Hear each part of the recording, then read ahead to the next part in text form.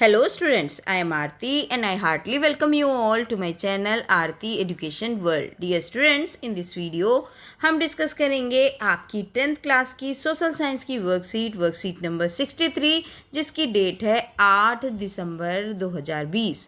प्यारे बच्चों, आज जो आपकी वर्कशीट आई है वो भी एक रिवीजन वर्कशीट है और उसका टॉपिक है संघवाद। आप जानते ही हो, एक होता है संघात्मक और एक होता है एकात्मक जहाँ पूर्ण रूप से एक ही का शासन हो, एक और संघवाद होता है जब जैसे हमारे भारत में है संघात्मक शासन की केंद्र की सरकार भी होती है और राज्यों का शासन भी होता है, तो वो होता है संघात्मक। हमारे जो राज्य है जो भारत में जो है संघात्मक होने के साथ साथ एकात्मक शासन भी है। ठीक है, क्योंकि जो शक्तियां हैं संघ के पास भी हैं, राज्यों के पास भी हैं, लेकिन फिर भी जो एक फाइनल जो वो होता है तो वो किसके पास होता है? संघ के पास होता है। तो देखिए, संघवाद को अब हम पढ़ते हैं अच्छे से और इसके क्वेश्चंस के आंसर करते हैं। पहला क्वेश्चन दिया है, सत्ता का विकेंद्रीकरण क्या है? तो इस क्वेश्चन का आंसर बच्चों हम इस तरीके से देंगे। विकेंद्रीकरण का अर्थ है शासन सत्ता को एक स्थान पर केंद्रित करने की बजाय उसे स्थानीय स्तर पर विभाजित किया जाए। विकेंद्रीकरण का मतलब होता है सत्ता का बंटवारा करना, यानी कि एक स्थान को पर वो केंद्रित ना होकर उसे अलग अलग स्तरों पे विभाजित कर दिया जाता है ताकि आम आदमी की सत्ता में भागीदारी सुनिश्चित हो सके और वह अपने हितों व आवश्यकताओं के अनुरूप शासन संचालन में अपना योगदान दे सके, है ना। अगर एक जगह ही सारी शक्तियाँ हो जाएंगी, सत्ता का विकेंद्रीकरण नहीं होगा, एक जगह ही सारी शक्तियाँ केंद्रित हो जाएंगी तो हर एक जो आम आदमी उसमें भागीदार भी नहीं हो पाएगा और सभी के हितों को सुनिश्चित भी नहीं किया जा सकता। तो इस तरीके से आप लिख देंगे पहले क्वेश्चन का आंसर। अब आते हैं सेकंड क्वेश्चन पे। सेकंड क्वेश्चन आपका है, संवैधानिक प्रावधानों और प्रक्रिया के क्रियान्वयन की देखरेख में कौन महत्वपूर्ण भूमिका निभाता है? तो इसका उत्तर आप इस तरीके से देंगे मेरे बच्चों। संविधान प्रावधानों और प्रक्रिया के क्रियान्वयन की देखरेख में न्यायपालिका महत्वपूर्ण भूमिका निभाता है, क्योंकि कोई भी संवैधानिक प्रावधान हो, कोई भी कानून है, कोई भी नियम हो, उसकी व्याख्या कौन करता है? उसकी व्याख्या का अधिकार सिर्फ और सिर्फ न्यायपालिका है और उसकी देखरेख की भी उसकी किसकी संविधान की रक्षा करने का अधिकार किसके पास होता है?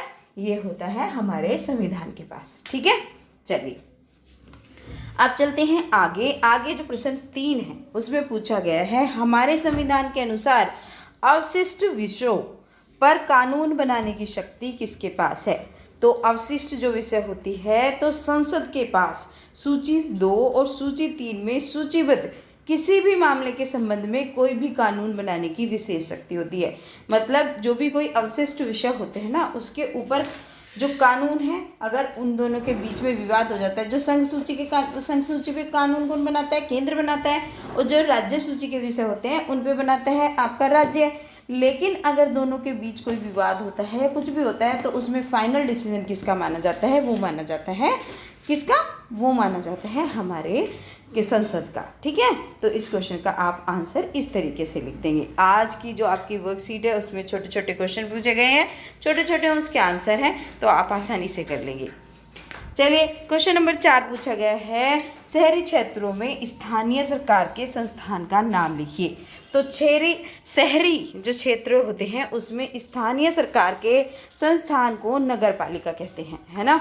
जो शहरी क्षेत्रों में क्या होता है, जो स्थानीय सरकार होती है उसको नगर पालिका कहते हैं, लेकिन अगर गांव होता है, गांव की जो स्थानीय सरकार होती है उसे क्या बोलते हैं? उसे कहते हैं ग्राम पंचायत। ठीक है, तो क्वेश्चन नंबर 4 का आंसर हो गया आपका नगर पालिका। अब देखते हैं अगला क्वेश्चन क्या पूछा गया है। क्वेश्चन नंबर 5 है आपकी वर्कशीट में, हमें स्थानीय सरकारों की आवश्यकता क्यों है? तो अभी तो हमने जाना कि स्थानीय सरकारों की हमें आवश्यकता क्यों होती है जब हमने सत्ता का विकेंद्रीकरण पढ़ा था, क्योंकि स्थानीय सरकार की आवश्यकता हमें देश में समान विकास के लिए और आम लोगों की सरकारों के में भागीदारी सुनिश्चित करने के लिए होती है ना। अगर स्थानीय सरकार नहीं होगी और सत्ता का केंद्रीकरण हो जाएगा, सत्ता का केंद्रीकरण एक अलग टॉपिक है, लेकिन उससे मिलता जुलता इसलिए है क्योंकि सत्ता के विकेंद्रीकरण से ही जब हम सत्ता का विकेंद्रीकरण करते हैं तभी हमारी स्थानीय सरकार बनती है, और स्थानीय सरकार ही देखती है, क्योंकि छोटे छोटे लेवल पे सरकार बढ़ जाती है और उसमें बहुत सारे लोगों का इन्वॉल्वमेंट हो जाता है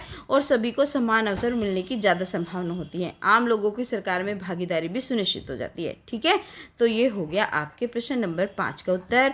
अब आ जाते हैं प्रश्न नंबर 6 पे। समवर्ती सूची में उल्लेखित विषयों से संबंधित कानून कौन बना सकता है? तो आप जानते ही हैं, जो समवर्ती सूची यानी कि राज्य और केंद्र दोनों समवर्ती सूची में कानून बना सकते हैं, लेकिन अगर कोई विवाद होता है तो फाइनल जो माना जाता है वो संसद द्वारा कानून को सर्वमान्य माना जाता है। तो इसका आंसर आप इस तरीके से लिखिए, समवर्ती सूची में शामिल विषय पर कानून बनाने का अधिकार राज्य और केंद्र सरकार दोनों को है, लेकिन विवाद की स्थिति में संसद द्वारा कानून सर्वमान्य होता है। ओके, चलिए, ये हो गया आपका प्रश्न नंबर 6। अब प्रश्न नंबर 7 की तरफ आते हैं। रेखांकित बयान को सही करके अपने वाक्य में फिर से लिखिए। तो लिख दीजिए, एक ये बयान है, कार्यपालिका के पास कानून बनाने की शक्ति होती है। क्या ये सही है? नहीं, बिल्कुल भी नहीं सही है। जो कानून बनाती है वो बनाती है हमारी विधायिका, है ना। हमने पिछली वर्कशीट में ही समझा था, कानून बनाती है विधायिका। जो कार्यपालिका होती है उसको इम्प्लीमेंट करती है, यानी कि उसे सही से उसको लागू कराती है। ठीक है, और न्यायपालिका क्या करती है? अभी हमने देखा था, न्यायपालिका जो भी संविधान में जो कानून बना या संविधान में जो भी उल्लेखित कानून नियम हैं उनकी देखरेख, यानी कि उनका पालन करने की जिम्मेदारी होती है न्यायपालिका के पास। ये बहुत बेसिक से क्वेश्चन हैं बच्चों, ये आपको पता होना चाहिए कि न्यायपालिका का, कार्यपालिका का और विधायिका का क्या कार्य है। कोई ना कोई 1 नंबर का क्वेश्चन आपको इसमें से देखने को मिल ही जाता है, तो आपको ये बिल्कुल अच्छे से, कई बार लॉन्ग क्वेश्चन में भी आता है, तो ये चीज़ें तो आपको टिप्स में होनी चाहिए मेरे हिसाब से। चलिए, अब आ जाते हैं प्रश्न नंबर 8 की तरफ। प्रश्न नंबर 8 जो है आपकी वर्कशीट में, वो भी आपका एक छोटा सा प्रश्न है। उसमें क्या पूछा है? हिंदी के अलावा संविधान में एक खाली स्थान भरना है। अन्य भाषाएं संविधान द्वारा अनुसूचित की गई हैं। तो आपको पता है, भारतीय संविधान में है उसमें कुल भाषाएं कितनी है? 22 हैं।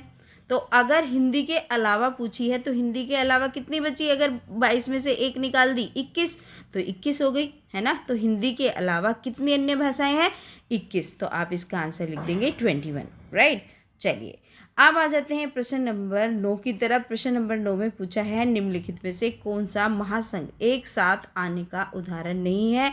तो ये इसका आंसर आपका हो जाएगा बच्चों स्पेन। ठीक है, इसका आंसर क्या लिखेंगे आप? स्पेन लिख देंगे, क्योंकि महासंघ के एक साथ आने का उदाहरण क्या नहीं है?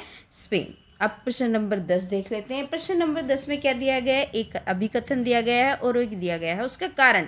तो अब हमें अभिकथन को पढ़ना है और कारण को देखना है। दोनों को पढ़कर जो विकल्पों में से सही है उसका सही उत्तर लिखना है। ठीक है, चलिए करते हैं। अभिकथन ए है, सिंगलियों और तमिलों के बीच अविश्वास व्यापक संबंधों में बदल गया। ठीक है, ये कथन है।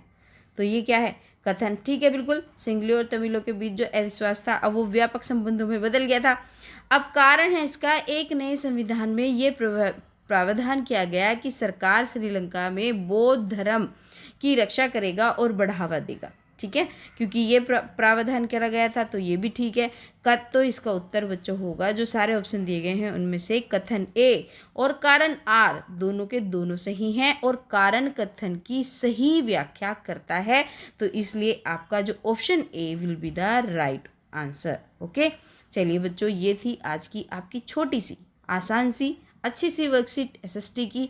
आशा करती हूँ आपको वीडियो से हेल्प मिली होगी। और बच्चों, अगर आपको वीडियो से हेल्प मिलती है तो आप जानते ही हैं, आपने सारे दोस्तों के साथ शेयर करा करिए, सब्सक्राइब कर लीजिए चैनल को विद नोटिफिकेशन बेल, क्योंकि वो भी ज़रूरी है आपके लिए, कि जिससे आपको वीडियो के नोटिफिकेशन मिल सके और आप वीडियो को सबसे पहले देख सकें, अपनी वर्कशीट सोल्व कर सकें।